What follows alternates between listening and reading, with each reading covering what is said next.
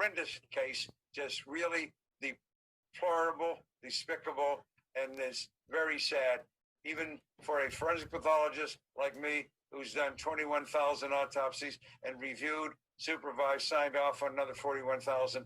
This would definitely fall within the upper 1% of cases of an atrocious, barbaric nature. And that's coming from a man who has been in charge of more than 40,000 autopsies in his career. He's personally done 12,000. And the way he describes what we're talking about here, that's Dr. Cyril Wecht, world-renowned pathologist, have known him for many, many years. He spoke with Julie Grant and about this case. You know, what can we expect to learn from these remains? Remember, you're going back to September. They're not found till June. In the ground, charred remains as well. So one of the things that Julie asked Dr. Wecht was, how would he conduct these autopsies? If I were the examining forensic pathologist, I would first see to it that everything is photographed from the beginning. Then as you put the bones together for proper anatomical alignment, then you continue with the photographs. I would have a forensic anthropologist present and a forensic odontologist present. The anthropologist is the person who specializes in bone identification to determine from the juncture points of ossification in long bones and so on for purposes of getting an estimate of the age, the chronology. That is extremely important, obviously, and also to determine if there are any other defects. Then the odontologist would be examining the teeth and comparing those to dental records of the children to establish identity.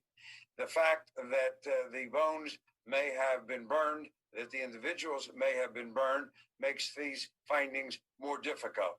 Obviously, then it's a problem to begin with, and then in the absence of all soft tissues and the presence of bones which have been charred, then that makes the findings more obtuse, less definitive, and could destroy some things that you would be looking for. If the bones are charred and there are no skeletal remains, then you have the same kinds of problems that I have expressed before in determining cause of death, which leads you to manner of death, and determining whether or not any toxic substances were used. And Julie Grant is with us. Julie, you know, when I think about this case, obviously it brings back memories of Kaylee Marie, who was killed down in Orange County, Florida, and how many difficulties they had there because it took so long to recover her remains. In this case, I think it's so important, though, based upon the evidence that we do know, to figure out to a certain extent how these children died, because that would be another way to tie Lori Vallow Daybell into it, if you could figure out how the child was killed, if Alex Cox is the one that did it in her house or did it at Yellowstone. Yes, exactly. And these investigators, everyone who is working this case, conducting these autopsies, they are going to try. Absolutely. This is the goal, to determine the cause and the manner of death for those two beautiful children.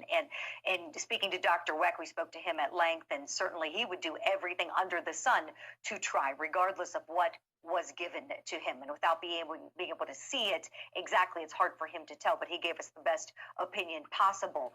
And we talked to him about that length of time, as you mentioned, with Kaylee Marie, Vinny, how that length of time in the Florida case contributed to the findings later. And here we have the passage of several months and decomposition. So that was one of the things I asked Dr. Wecht. How does the decomposition, the weather conditions, all that, the passage of time affect the ultimate determination of cause and manner of death? I am not really confident that they are going to learn a great deal from these bones beyond identifying them insofar as ascertaining a cause of death is concerned. I doubt that is going to be accomplished, because even, let's say, for example, a fractured skull, unless it is a real crippling blow that produces a deep pressed fracture. The bones of the skull in children, they have not fully come together, are different bones: frontal, temporal, occipital in the rear, and parietal on the top, between all the rear and back and sides. Those bones are not fully ossified. So they begin to crumble and fall apart. In order to determine whether it's due to a fracture or not, that may be impossible. X-rays need to be taken from multiple angles of individual bones, of sets of bones, especially at the juncture sites and so on. So that's the other specialist who should have been called in, hopefully was, along with the anthropologist and odontologist, to work with the forensic pathologist, and I forgot the toxicologist, in putting everything together. It's a multifaceted forensic scientific investigation, and I'm sure it is being done very thoroughly in light of the publicity that this case has received. All right. And Vinny, Dr. Wecht, we know he is off the charts brilliant, world-renowned in the area of forensic pathology, and he is also a lawyer.